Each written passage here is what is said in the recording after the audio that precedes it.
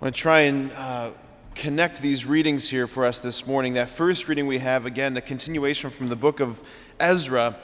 We're hearing about the return of the exiles after the Babylonian captivity. Persia took over Babylon. We heard yesterday about King Cyrus being moved in his heart by the Lord to let the Jews return to Jerusalem. And so today we're hearing how King Darius, who was a subordinate to Cyrus, is writing up this decree insisting that all these goods and products go to Israel for the rebuilding of the temple. We hear about the rebuilding of the temple, the rededication of the temple, and it is incredibly moving, right? And then we hear in that responsorial psalm that we just sang, or said, "Let us go rejoicing to the house of the Lord." You can imagine how that psalm would have been just on the lips of the people as they went back from exile, returning to Jerusalem. It's like the understatement of the century. Let us go rejoicing to the house of... Yeah, I think you'd be going rejoicing. Overwhelming joy they had experienced in their hearts as they went back to Jerusalem to see it all rebuilt. And then we come to the gospel, and there's something so beautifully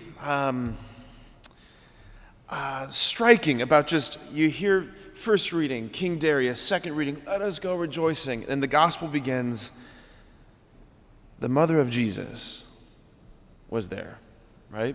The mother of Jesus. We hear about the mother of Jesus.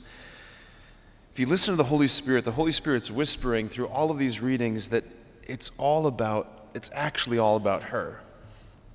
The first reading's about Mary, the psalm is about Mary, and obviously the gospel is about Mary. Why can I say that? Because she is the fulfillment of the temple. She is the fulfillment of the temple. She is the house of the Lord, right? She is the personal face of the temple, the personal face of the church. She is where God dwells, right? She is the dwelling of the Most High God.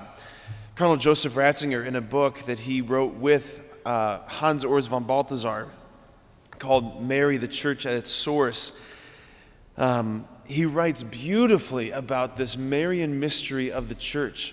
Another book that Ratzinger wrote called Daughter Zion, it's more of a pamphlet, really, than it is a book. But he wrote in Daughter Zion, Mary, she is in person the true Zion, toward which hopes have yearned throughout all the devastations of history. She is the true Zion. This Marian mystery, it's not ancillary to the gospel. It's at the very heart of the gospel.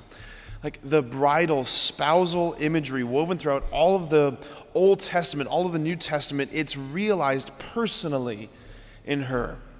It's realized personally in her.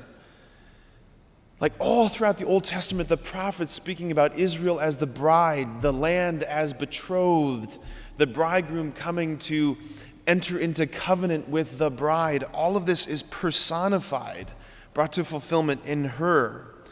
It's brought to fulfillment in her, the personal bride.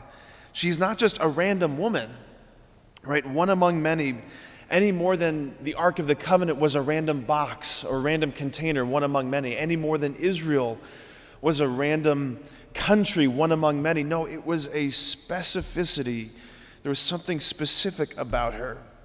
Right? Everything that Jesus, the bridegroom, seeks to accomplish for his bride, for his capital B bride, he accomplished perfectly in her, right? What Jesus wants to accomplish in the church, his bride, that she would be, think of Ephesians chapter 5, that she would be holy, without blemish.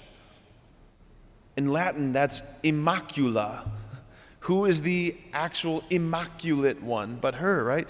That the bride would be holy, without blemish, without spot or wrinkle or any such thing, that she would be filled with grace. What is grace? It's God's life in us.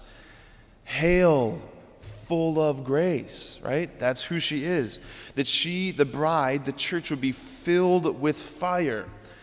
What does he say? I came to cast fire upon the earth, and how I wish it were already blazing. Who is filled with fire from the beginning? If not Our Lady, right? He accomplishes perfectly in her what he's seeking to accomplish in us by grace. Everything, in many ways, it's about her, right? He is the Redeemer, she is the redeemed. He is the gift, she is the receptivity. He is the word, she is the response. We call her our life, our sweetness, and our hope. Why? Because we gaze upon her to see as in a mirror who we are called to be and who by God's grace we are becoming, right? She is our life, our sweetness, and our hope. She's the star that guides the way. So let's turn to her in intercession. Let's ask for her prayer today to guide us, to fill our hearts with hope, and more to give us a vision of who we truly are.